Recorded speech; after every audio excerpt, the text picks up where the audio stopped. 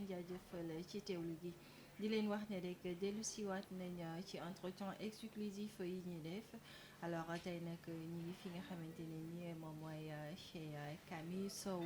doonul ku ñuy présenté ti mi ngi fii ci Trésor waaye itamit dañ fi ñëw juste ñu waxtaanee li nga xamante ni moom mooy l'actualité politique alors à rappeler que moom responsable politique Pastef la foofu ca Golf dañu waxtaan ak moom li nga xamante ni itamit Sénégalais yi bëgg nañ ko xam dinañ ko sekk diggante laaj ak tontu alors ñu nuyu ko di ko dalal ci kër gi ñu ngi lay nuyu. waaw ñu ngi lay nuyu Koura di nuyu sa mbokk internet yi di nuyu ñëpp ñi seetaan chaîne bi di nuyu le président de la République et son excellence Bassirou Diomaye Diakhar Faye di nuyu le premier ministre ak kilifa diine yëpp ak kilifa aada yëpp ñu ngi leen di nuyu di nuyu aussi téléspectateur di la nuyu yow Koura. merci beaucoup di la jaajëfal tout d'abord ci accueil bi di wax ne rek Presse Afrique TV ñëw na seet si la alors en tant que ex-détenu politique tey lan nga ñuy wax ci conditions yi nga xamante ne ni moom lañ leen yóbbee woon fi nga xamante ni moom mooy Ndungu Sine. waaw conditions yi moom ñëpp xam nañ ko parce que il était arrivé à un moment après 2021 daanaka Sénégal kaso la woon à ciel ouvert. nit ñi jàpp nañ ko fi ci post Facebook nit jàpp nañ ko fi ci téléphone jàpp nañ fa sax nit ci profilu Ousmane Sonko boo xam ne bii nekkoon na ci portable am donc ñun ci loolu au mois de mai 2023 ci xat-xat yooyu ci lañ amoon ñu jàpp ñu daal def ñu mandat de dépôt au niveau de Rebeuss donc mu nekkoon ay conditions yu xaw a doy waar mais alhamdulilah ba génn nañ ci te biñ ciy dugg aussi Pastef rek comme ni nga koy wax chaque jour boo fay dugg ñett yi day nekk ca kanam parce que métti woon na trop maanaam dee day nekk sa kanam prison day nekk sa kanam radiation day nekk sa kanam donc yooyu yëpp jëloon nañ ko en compte ba psychologiquement affecté wuñu woon benn affecté bi donc ci conditions yooyu la ñu jàppee donc mu nekkoon conditions yu xaw a doy waar mais alhamdulilah tey ñi ngi sant yàlla bi son excellence comme ni mu la koy waxee rek ñi prisonniers politiques yi am nañ ndam parce que ñett ñi jiite Sénégal ñëpp ay prisonniers politiques lañ macha allah. apparemment alors mën nañu wax ne ngeen dundoon ay situation yu jafe mais aussi ña duggoon ci fi nga xamante ne nii moom mooy prison yi ay infraction yu bari moo leen fa dugaloon ñu gisoon aussi benn période boo xam ne Sénégal tàngoon na aussi ñenn ñi demoon bay toj ñu naan c'est des manifestants yoo xamante ne kenn tax dara taxul leen jóg lu dul yàq mais ngeen amoon benn gëm-gëm muy porter le projet du Pastef alors tey ngeen egg fi nga xamante ne moom moo nekkoon seen mbëbët sénégalais yi ñu bari ay appréciation yoo xamante ne aussi ñi ngi koy def bien vrai que 10 mois rek la ñu def à la tête du pays. waaw appréciation yi moom dañ koy bon c'est des appréciations comme tout un chacun a le droit de le faire nous sommes en démocratie mais man je pense à mon humble avis que 10 mois teel na pour ñu juger un peu stature au gouvernement bi il leur faudra leur laisser du temps déjà dëkk kenn ñëpp xam nañ ni metti na déjà foog ñu toog xam lan lañ fi bàyyi xam def un audit de tout ce qui se fait ba téye état bi ba xam lépp li ci nekk dooga mën a nag doxal un projet qu'on a toujours cru mooy projet bi ñu le président Ousmane Sonko présenté ba nga xam ni tey jii nii dinañ ci mën a dem pour le développement du pays donc 10 mois tuuti na trop comme ni ma koy waxee rek même ku doon tabax sa kër mënoo ko tabax ci 10 mois donc waaw donc ku mënul tabax kër ci 10 mois asamala ak dëkk loo xam ne lii am na plusieurs pans yoo xam ni dëkk da ko soxla muy le pan économique le pan social le pan éducatif maanaam dëkk dafa yaatu waaw y a plusieurs secteurs muy agriculture du transport du service minier tout un secteur boo xam ne bi secteur bu nekk am na ci ay jéego yoo ci war a dox donc loolu c'est suivant un échéancier et un programme bien défini nañ koy defee donc lu nekk nag ak temps bu ñu koy defee incha allah. d'accord lu nekk ak temps moom waaye dafa fekk ne ngeen i dooni ay ndaw ngeen am loo xamante ne aussi gëm-gëm la ci yéen ba tax tey suñu ne un ex détenu xel dafay daal di dem ci li ñu waxoon ne des mesures d'accompagnement yu nguur gi fas yéene jël jox leen ko delloo leen njukkal bon wala sax masawu leen lañ ko mën a tuddee waaye ana kan tey moo jaroon jox bii des mesures d'accompagnement wala sax kan moo nekkoon victime. waaw victimes yi bëri na ba man je pense que ni même les anciens détenus ay victimes lañ parce que nit aussi au-delà de ñun ñi nga xam ni ci parti politique bi lañ bokkoon am na ñoo xam ne ñi jàpp nañ leen te bokkuñu ci parti politique bi il nous est arrivé bu ñuy nekk foofu ñu fekk fa ay nit yoo xam ni vraiment ñooñ vraiment man dama jàpp ni ñooñ dañ leen tooñ parce que nga jël nit un citoyen sur le simple fait que ni il s'est trouvé à un moment qu'il ne fallait pas à un endroit qu'il ne fallait pas nga jël ko jàpp ko parce que maanaam police lu mujj gi bu ñu doon jàpp dañ doon def benn genre razzia rek ku ñu génn ci mbedd mi rek dañ lay jàpp am ñoo xam ne ñi vraiment ñooñu au-delà de ñun ñi nga xam ni ci parti politique bi lañ bokk nous on peut comprendre mais koo xam ni kii moom gi bokkul ci benn parti politique musul bokk ci manifestation musul def dara kooku maanaam bu ñu nee victime kooku mooy la première victime ak ñi dee ñi nga xamante ni bii dee leen nañ ci ñi ci yàqule ñun ñëpp c'est des victimes mais lii compensation bii di wax man jàppewuma ko ndàmpaay wala dara mais dama ko jàpp rek comme li nga xamante ni bii maanaam un tort que l'État du Sénégal a fait à ses citoyens waaw man chaque jour dama ciy waxtaan man leen lii bu ñu ci demoon parce que topp ñu Sonko wala topp ñu Diomaye mais État du Sénégal la ñuy topp État du Sénégal moo fekk ay citoyens tooñ ko tëj leen après bàyyiwaat leen. mais ces citoyens yi nga xamante ni souvent dañu doon saccager di toj di manifester di def li ñuy woowee souvent l'appel à l'insurrection est-ce que ñooñu aussi ils méritaient vraiment ñu leen di indemniser wala ñu leen di jox ay mesures d'accompagnement. waaw mais xam nga loolu ça dépend yow ci fi ngay waxee parce que nit ki aussi man je ne pense pas que fii nit def na fi appel à l'insurrection wala nit de son propre gré day génne di toj di taal wala di def di saccager de son propre gré parce que rek daf ko neex wala parce que dafa bëgg a def affaire de je sais pas moi mais daa am lu waraloon lu taxawaay boobu te bés boobu bu ñu taxawul woon noonu mais Sénégal du demee ni neneen lay demee donc ñooñu man ni ma leen jàppee keneen mun na leen jàppee comme sunu maam Moustapha Diakhaté moom daf leen di jàppee comme des vandales des bandits mais ñun ñu leen di jàppee des héros de la révolution parce que évolution boo gis daa am ñoo xam ne ñi ñooy nekk ca kanam ñun man héros de la révolution laa leen jàppee ñi keneen nag mun na leen jàppee un vandale parce que ñi nga xamante ni bi ci aristocratie bu njëkk bi lañ nekk mooy l'aristocratie démocratique la mooy ñi fi nekkoon noot suñu askan kenn du wax kenn du sëxët ñu jël alalu réew mi saaxee ko def ko seen turu jabar seen turu doom mais ñooñu vandal rek lañ ñuy mën a jàppee. mais est-ce que un héros aussi war na mën a taxaw di toj te leer na la li ngay toj sax c'est un bien public. waaw non est-ce que ñi taxawoon xam nga chaque fois comme je le dis dans de pareils cas day am ñoo xam ne ñii ça arrive partout aux États-Unis en France on a vu le mouvement des Gilets jaunes. On a vu le mouvement Stand for kii donc à chaque fois manifestation bu amee day am ñu ci rax loolu moom ñoon mënuñu ko bañ et puis am na yoo xam ni maanaam c'est dans le feu de l'action voilà donc ñooñu man mënuma leen jàppee comme des vandales wala dafa am situation bu tax loolu am. D'accord mais bu loolu weesoo li nga xamante ni aussi moom mooy li ñu leen di accompagner maanaam ndàmpaay gi ñu leen di jox mu mel ni aussi loolu mën na indi féewale seen biir am na déjà ñoo xam ne ñu ngi commencer jot des messages mais am na ñoo xamante ne jotuñu ko est-ce que vous pensez réellement que c'était la meilleure façon de faire? waaw non à chaque fois dans une manière de faire moom à chaque fois il y a une meilleure manière de faire la perfection moom elle n'appartient qu'à Allah. Donc tout action humaine étant imparfaite bon mun nañ ci gis ay imperfections mais man li ma jàpp nii mooy maanaam ni ñuy doxalee noonu la te et puis comme liggéey bu ñuy doog a tàmbali la ñuy def nànk-nànk di def enquêtes yi au fur et à mesure dinañ laal ñëpp parce que au-delà de ça ñun ñu ngi wax les manifestants mais Macky Sall avant muy dem moom indemniser na waa ñi mu war a indemniser indemniser na fii bi ñu defee le rapport de la Cour des comptes là génnee na fi 19 milliards loolu kenn Sénégalais yëguñu ko ba indemniser ci ñi mu war a indemniser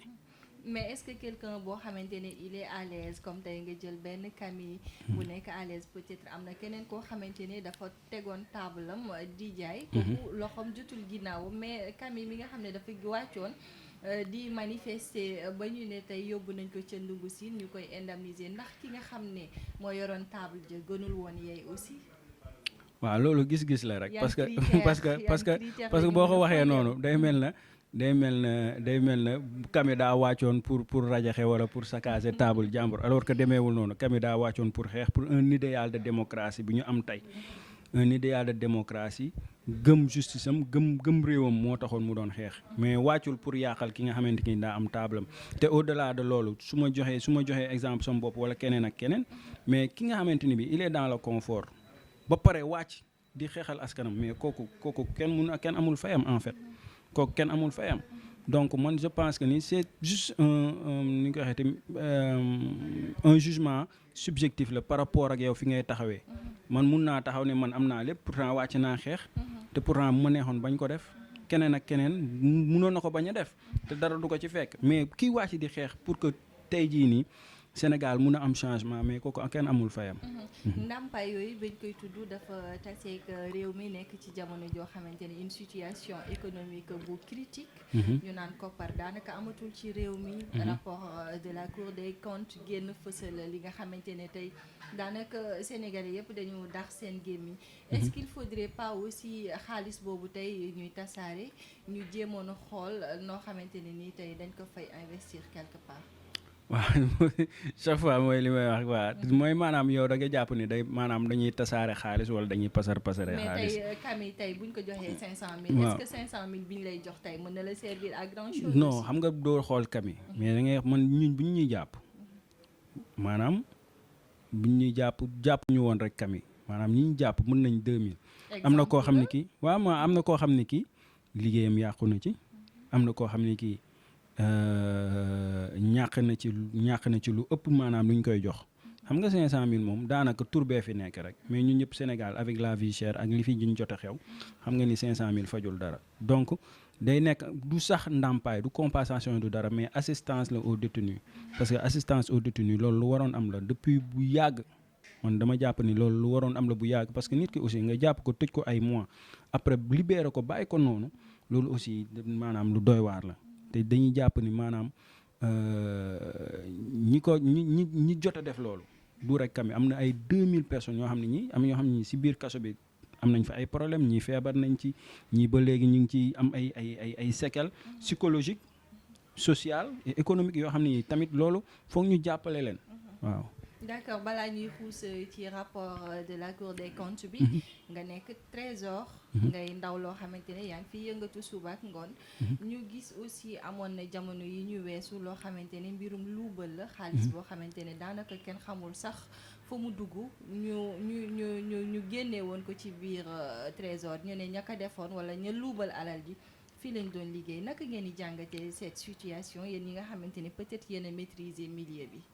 waaw bon ni ñu koy jàngatee rek mooy comme je l'avais dit ñun ñëpp on était conscient on était conscient de la gouvernance de Macky ñun ñëpp xamoon nañ lan mooy xew ci dëkk bi même ñi nekkul woon au sein de l'administration sax xamoon nañ ni dëkk bi maanaam tànk yi mu doon doxee du tànk yooyu la war a doxee donc gisoon nañ gabegie bi gis nañ fi nit day taxaw à la télé ne man je suis corrompu un autre est corrompu ba pare dara du ko ci fekk donc vraiment loolu moom loo xamante ni bi la nit ñi xamoon nañ ko ba pare donc taxawaay bi rek lañ ci war a mën a am donc voilà loolu moom du loo xam ne lii maanaam et puis au-delà de administration bi loolu c'est même pas administration bi kese loolu ça se trouve dans tous les secteurs ce qu'il faut mooy mettre des garde-fous à ce que loolu bañatee am ces choses ne se reproduisent plus loolu rek ñoo ci am solo. D'accord mais mu mel ni aussi d'habitude détournement chaîne lay doon mu am ñu ci tuddoon tey ku ci mel ni l'ancien ministre l'actuel député muy Moustapha Diop mais boobu ba tey mu mel ni dara xewagul. waaw parce que dara warut xew parce que bu dara waree xew rek dina xew incha allah man je pense que ni la justice moom dafa am il a son chronogramme am na loo xam ne li maanaam du justice maanaam dañuy wax rek ci journal yi ak kii que justice day def dara donc ñoom il faut que ñu am seeni preuve yu leer balaa ñu lay inculper wala dara. Je ne pense pas que ni tey jii bu ñu amoon dara lu leer ci Moustapha Diop je ne pense pas qu'il puisse passer la nuit chez lui donc dañoo bés bu ñu amee dara ñoom lu ci lu leer lu ñu taxaw ñoom dinañ ci taxaw incha allah. d'accord xam naa ne képp kuy àddu rek yéen a ko gën a am les informations nécessaires mais yéen ñi nga xamante ne aussi da ngeen di liggéey ci biir Trésor naka la climat bi demee foofu boobu ba léegi atmosphère bi maanaam. ndax am na ay coppite yu yees wala ñi ngi jéem a di inspecter de gauche à droite. waaw non man sax je ne voudrais pas tellement m'appesantir sur le cadre maanaam liggéey bi trésor parce que aussi loolu dañ ci am droit de réserve par rapport ak li fay jot a xew mais tout ce que je peux vous dire daal mooy des réaménagements sont en train d'être faits. am na loo xam ne lii lu bees la ci liggéey bi mu ngi ñëw nànk-nànk et puis on demande à ce que pareille chose ne plus se reproduire donc voilà quoi. D'accord, on nous dit que des milliards xamuñu sax fu mu jaar. Vraiment léegi les nouveaux dirigeants aussi ñi ngi jéem a xool naka la ñuy def ba stabiliser le pays mu mel ni ça ne sera pas une chose aisée. Quelle lecture ngeen di def ci li nga xamante ne moo fi jote jaar wala te yan solution ngeen yaakaar ne war nañ ko mën a poser à ce que le pays revienne à la normale. waaw moom li fi jot a jaar moom ñëpp gis nañ ko comme je l'ai dit tantôt rapport Cour des comptes bi génn na je pense que ni si on était dans un pays normal et normé ñu bëri waratuñ woon dox ñu bëri waratuñ woon génn sax di def ay conférence de presse parce que lii dafa leer. tous les dossiers sont là lii moom amatul lenn luñ ciy laam-laamee maintenant nag la justice a son temps lu ñu naan le temps de la justice n'est pas le temps de la politique loolu on laisse la justice faire son travail de l'autre côté aussi les dirigeants sont en train d'apporter des solutions par rapport ak yàqu-yàqu bi fi am ak jafe-jafe yi ñuy am ci askan bi ñoom ñu apporter ci ay solutions mais des solutions aussi yoo xam ni durable la pas des solutions yoo xam ne ay solution conjoncturelle maanaam taf yëngal 1 mois 6 mois après sa campagne jeex nga dem defi campagne après ñëwaat nit ñi joxaat la nguur gi nga continuer maanaam après kii ñëw ci après moom ngay sonal mais il nous faut des solutions yoo xam ne c'est des solutions structurelles sur le long terme loo xam ne lii fii ak 20 ans fii ak 40 ans moo tax gars yi teg l'agenda 2050 nga xam ne fii ak 50 ans on a un agenda bien défini avec un chronogramme bien défini avec des solutions boo xam ne bii ci secteur bu nekk buñ ko ci defee maanaam di nga gis jafe-jafe yu bëri dina wàññeeku incha allah. bi rapport bi génnee dañu gis ne le gouvernement a tenu un point de presse ñi ci doon wax ne la dette elle est soutenable mais mu mel ni aussi sénégalais yi gëmuñu ko ñoom ci seen bopp sax nag vraiment ñu nekk ci bopp réew mi ñi ngi jéem a xool des pistes yoo xamante ne war nañ ko mën a emprunter à ce que ñu pallier à ces problèmes là est-ce que vraiment les sénégalais aussi souvent argument yi ñuy avancer wala lecture bi nga xamante ne dañ koy joxe maanaam ñi nga xam ne ñoo jiite fi mu toll nii amul lenn loo xamante ne war nañ ko mën a teg sur la table luy avancer loo ce pays vous êtes d'accord sur ces avis? non loolu moom mënuma cee d'accord non en fait la dette bien sûr c'est vrai que dette bi à un certain moment donné elle est à 99% du PIB et que ni loolu lu rëy la mais aussi il faut comprendre que ni dette bi il y a une dette intérieure et une dette extérieure et puis la dette là il y a une dette boo xam ne bi ci banques yi la jógee donc là il y a des pistes de solutions qu'on peut mettre en place par rapport ak dette yooyu il y a toujours le rééchelonnement il y a tout un tas d'artifices qu'on peut mettre en place pour que dette bi bañ a grever la trésorerie de l'État bañ a grever le budget de l'État bi nga xamante ni bi maanaam léegi lépp luñ ci bëgg a def incha allah dinañ ko ci mën a def ba nga xamante ni bi dinañ apporter ay solutions à ce gouffre financier parce que quand même c'est un gouffre financier te et puis dañ lay wax ay milliards yoo xam ni maanaam dañ naan la diw def na jaay nañ ay immeubles de l'État le cas de la SOGEPA on vend les immeubles de l'État à 198 milliards pour faire un soukouk de 330 milliards un virement arrive de la banque islamique de 247 milliards ñu am luñ ci jël les 114 milliards autres kenn xamul fu mu jaar donc yooyu c'est des gouffres financiers yoo xam ni qu'il va falloir topp ko déjà de situer les responsabilités et après apporter des solutions. Mais je pense que la dette est très soutenable. Bon, il y a toujours des solutions qu'on peut apporter par rapport à ça. Mais est-ce que cela aussi ne va pas créer benn frein ci mooy les investisseurs internationaux, bien vrai que nag le premier ministre l'avait souligné avant-hier, amul lenn loo xamante ne war nañ ci mën a gàllankoor, mais ba tey xel dalul de. waaw waaw xel dalul xam nga loolu moom c'est le Sénégal lambda, mais en fait ñi nekk ci liggéey bi ñoo xam nañ ni y a des solutions qui peuvent être mises en place. Et d'ailleurs gis ngeen ni bi Diomaye jëlee réew mi rek FMI dafa daal di ñëw daw si daal di koy bëgg a lebal xaalis. C'est lui-même ou bien le gouvernement même qui a demandé à ce que ñu pare sunu seen audit bi ba pare ba xam lan lañ fi fekk, ba xam lan la ñuy taxawee ñu doog a dem ci beneen endettement. Est-ce que bu boobaa aussi suñu exploitation du pétrole et du gaz mën nañu fàttal yenn trou yi aussi. waaw mais certainement parce que déjà am nañ ci ay ressources additionnelles yu ñëw parce que bu njëkk boo xoolee budget Sénégal ressources yooyu amu ci woon, léegi ressources yooyu bu ñëwee day gën a dooleel budget bi rek loolu cela va de soi. Et puis avec la renégociation des contrats bi premier ministre wax Ousmane Sonko avec une cellule boo xam ne bii mi ngi au niveau de la primature ñu renégocier le contrat sur le pétrole, le zircon, tout un tas de ressources minières. Bu boobaa aussi dinañ gis ni y aura des ressources additionnelles qui vont être au budget et qui vont permettre d'avoir beaucoup plus de marge budgétaire et financière. Sànq yaa ngi tudd li nga xamante ne ni moom mooy immobilier yi maanaam SOGEPA sax nga tudd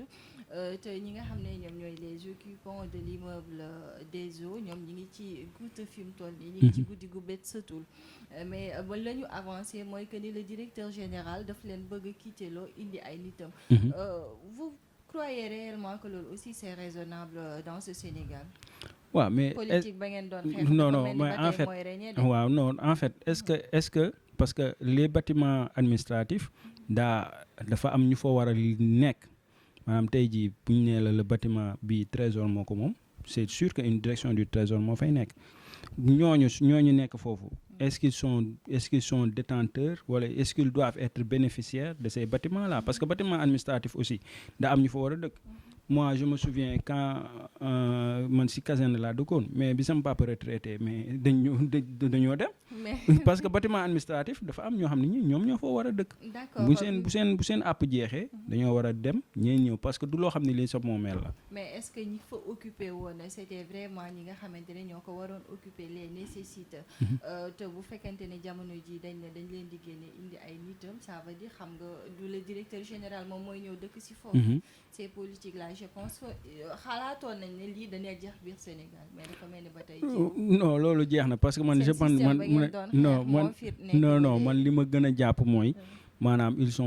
ils doivent pas être bénéficiaires de bâtiments administratifs. Dès lors qu'ils ne sont pas bénéficiaires de bâtiments administratifs waruñu fa nekk. ñi nga xamante ni bi ils doivent être bénéficiaires ñoom ñoo war a nekk foofu. Mais en tant que républicain aussi yéen a bootee ñëpp njaboote.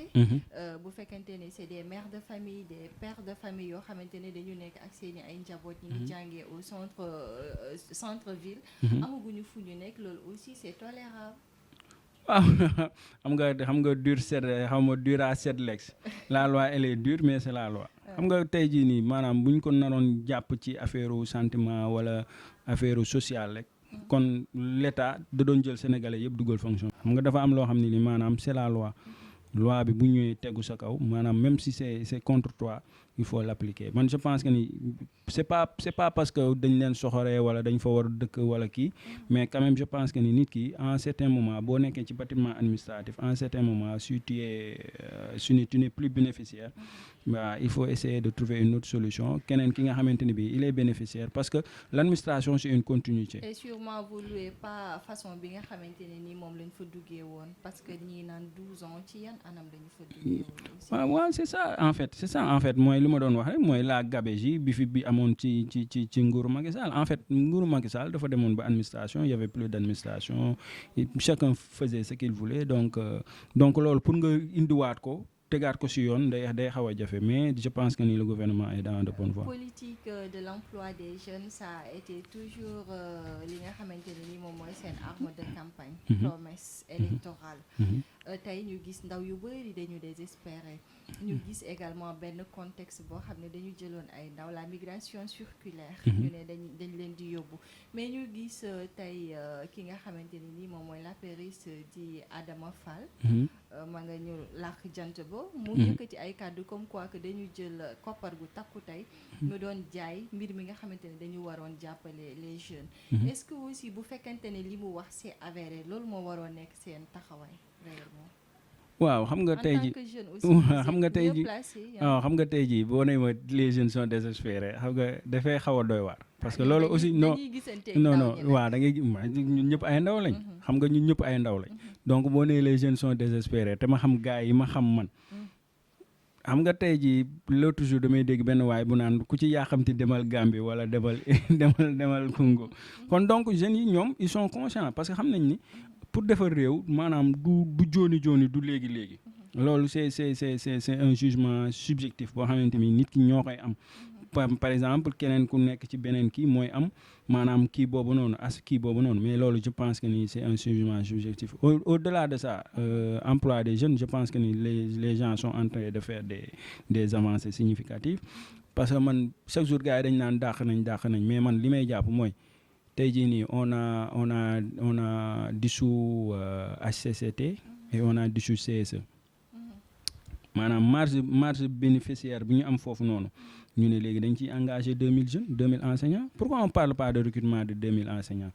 mais parce que c'est maanaam politiquement ñoom ñoo koy orienté noonu te gis naa ni waa Pastef aussi dañ leen ci topp mais il ne parle pas des recrutements des 2000 enseignants moi je préfère 10 enseignants au conseil des collectivités territoriales donc loolu aussi tamit mu nekk ay avancées significatives yoo xam ni l'État est en train de prendre ça. Mais n'oubliez pas que loolu aussi ça a été décrié le fait de vouloir recruter de nouveaux enseignants alors que am na ñoo xamante ne dañu nekkoon ci liste d'attente bi. waaw non xam nga foofu yaa amalgame dafa am loo xam ne lii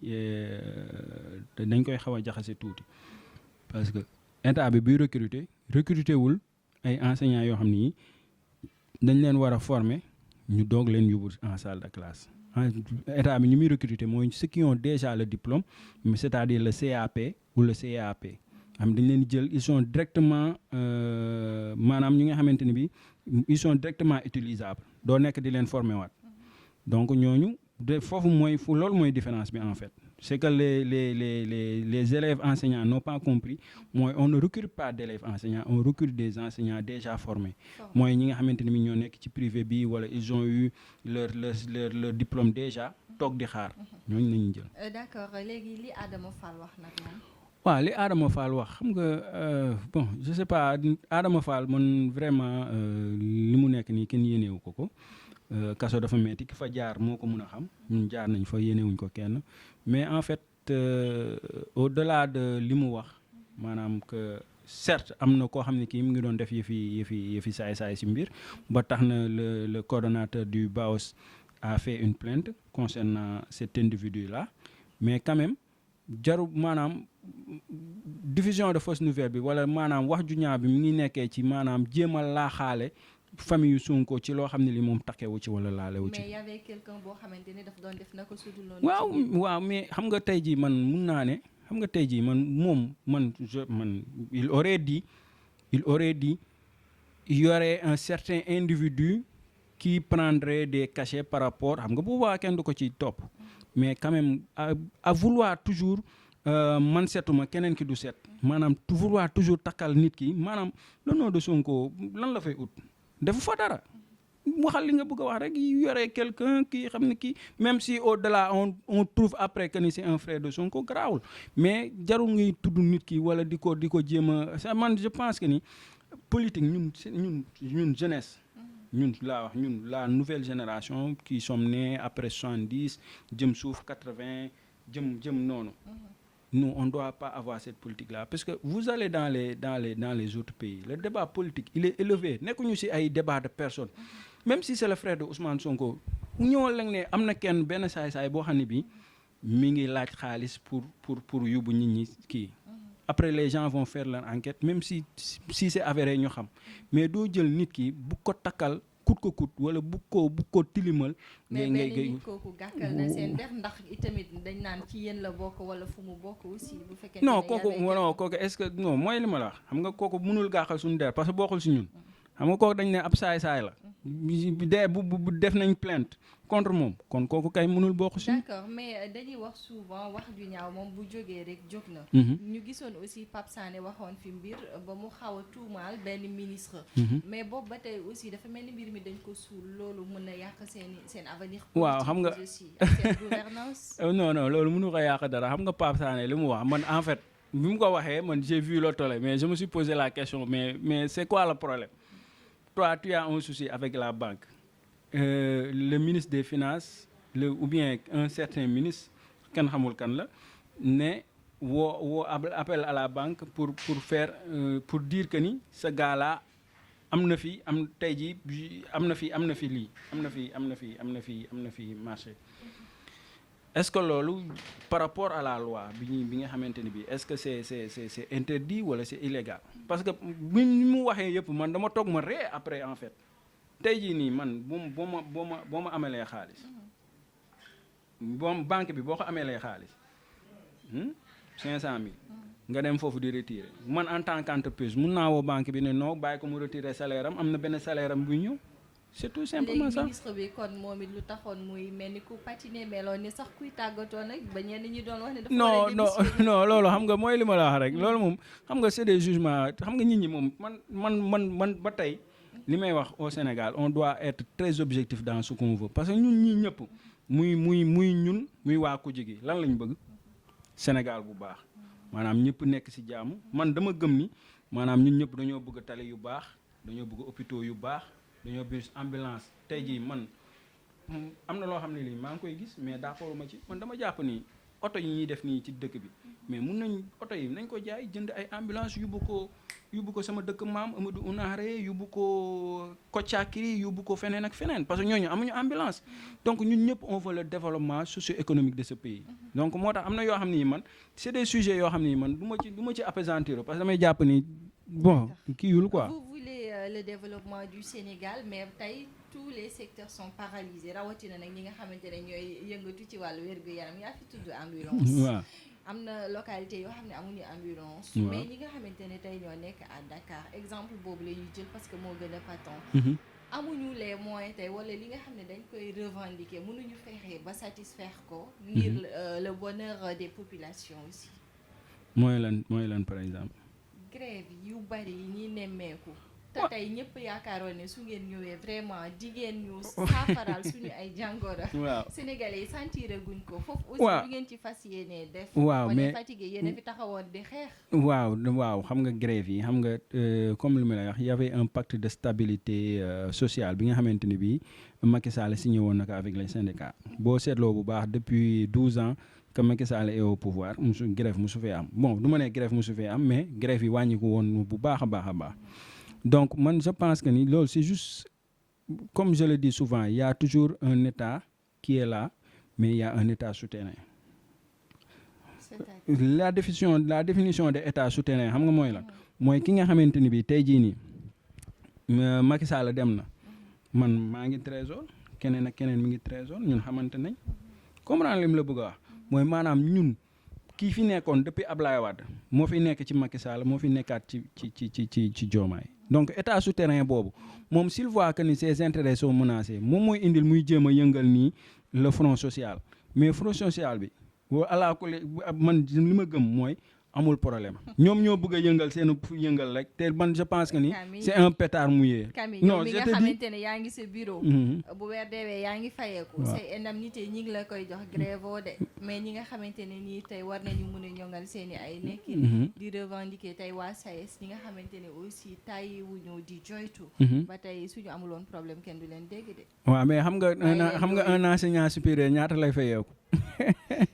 ah c'est la question que c'est un acquis. waaw non man waxuma ne c'est pas un acquis mais dama ne la maanaam tey jii nii xam nga maanaam pourquoi ñoom ñu bàyyi ba c'est la question qu'il faut se poser pourquoi ñu bàyyi ba nguur changer 10 mois après ñu ne dañ bëgg a yëngal front social mais 10 mois. bi waaw 10 mois waaw ngeen fi def. waaw ñi ngi toog njoxtoone bu ngeen ñëwee rek problème jeex na. non mooy li ma la wax ngeen xam ñëw nga problème dëkk mooy li commencé. ma la wax dëkk mooy maanaam tey ji man mi doon tabax sama kër bu fekkoon ne mag jour bi Diomaye jëlee nguur gi jour boobu laa tàmbale sama kër pareegul man exemple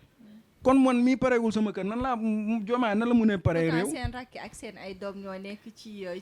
université yi. waaw te ñun ñëpp dañuy feebar. waaw dañuy dem ci hôpitaux yi. waaw te c'est des pères de famille des mères de famille yoo xamante ne dañuy sacrifier seen i njaboot. waaw ngir mën a satisfaire keneen aussi. Mhm. bàyyi leen xel du ngeen leen gëstu. non ñu ngi leen di gëstu. xam nga yéen da ngeen a am sas. waaw seen sas mooy que da ngeen a wàccoon sur le terrain. bi réew mi di métti. waaw sénégalais yi di joytu tey aussi sénégalais yi di joytu war ngeen mën a changer waat taxawaay. waaw non maanaam mooy li ma la wax ba tey yow li ma lay wax ba tey da nga maa déggul de. non c'est parce que maanaam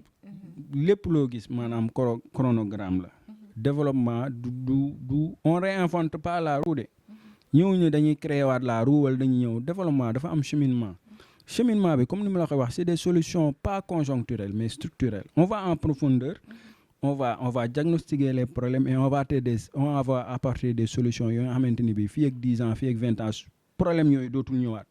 D'accord, on nous parle de 125 milliards d'habitude sax d'ailleurs sax nag vraiment dafa tenir en haleine la population sénégalaise. Farba Ngom war a delluwaat ci pôle judiciaire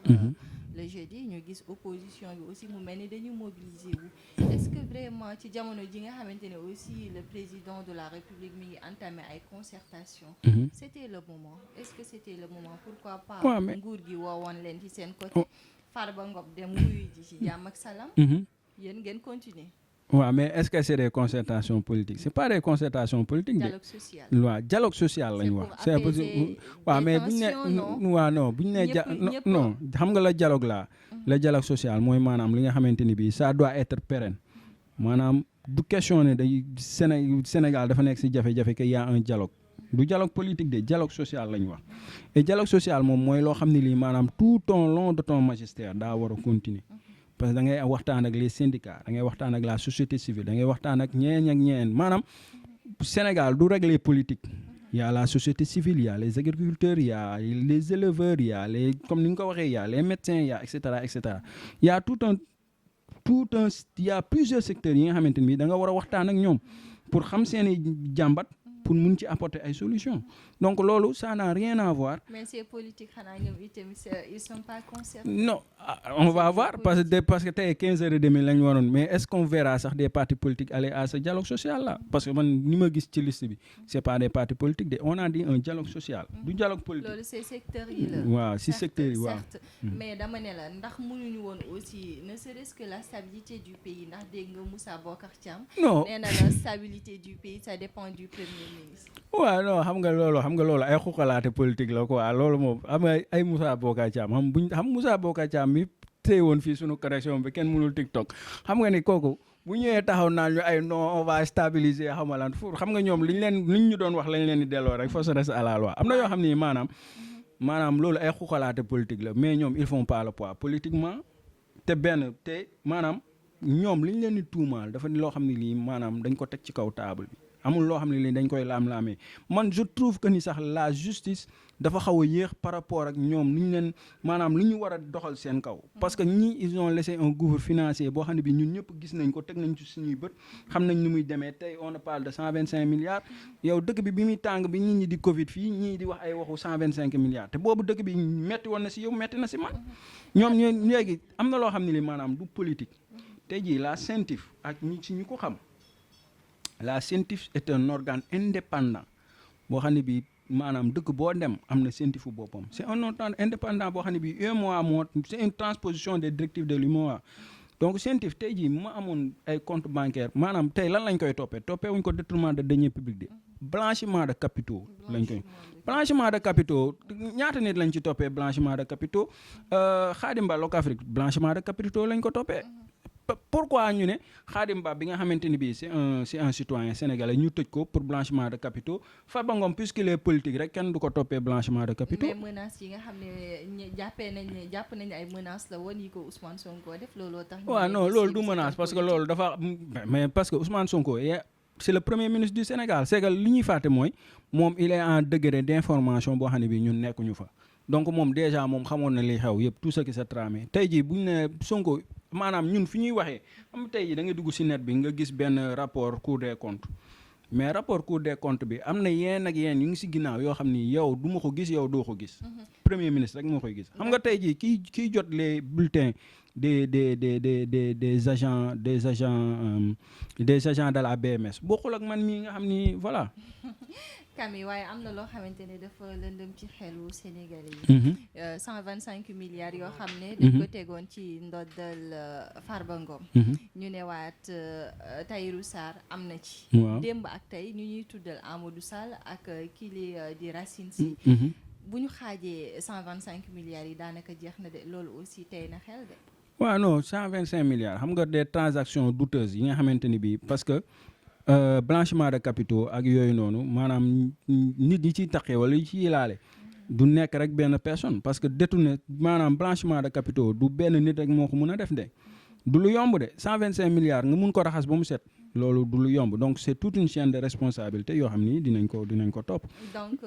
Farba Ngom jeudi dara waru ko ci mën a fekk vu que chaîne la war nañu mën a xoolaat d'autres pistes à ce que ñu génnewaat ñeneen ñoo xamante ne aussi laale nañ. non mais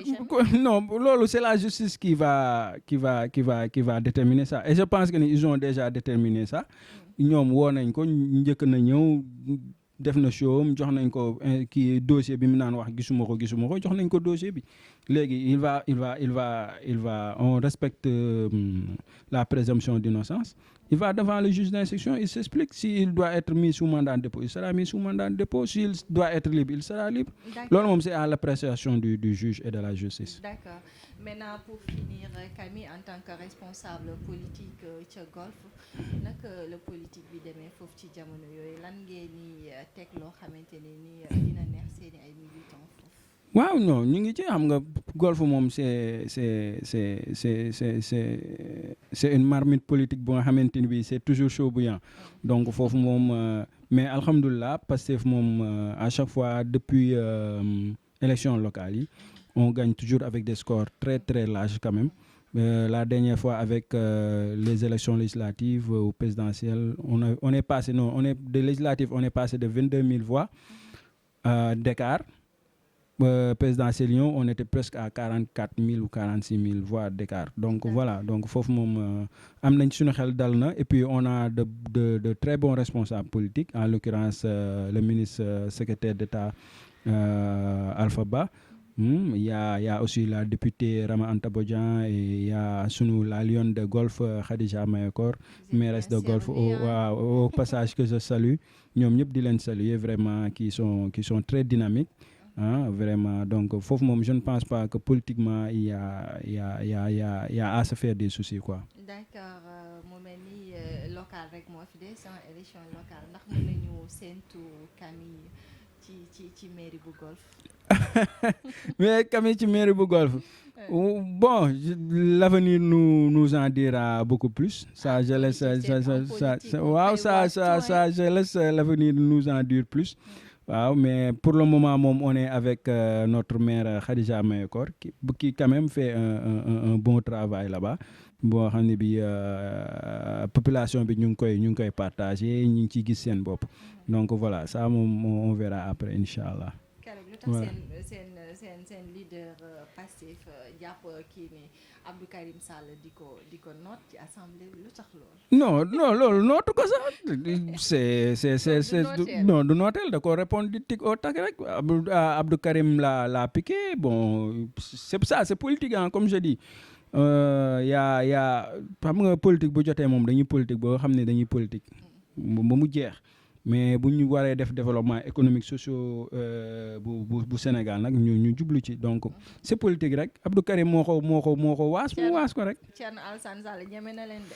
waaw Thierno xam nga Thierno en fait man j'ai un ami très proche de Thierno.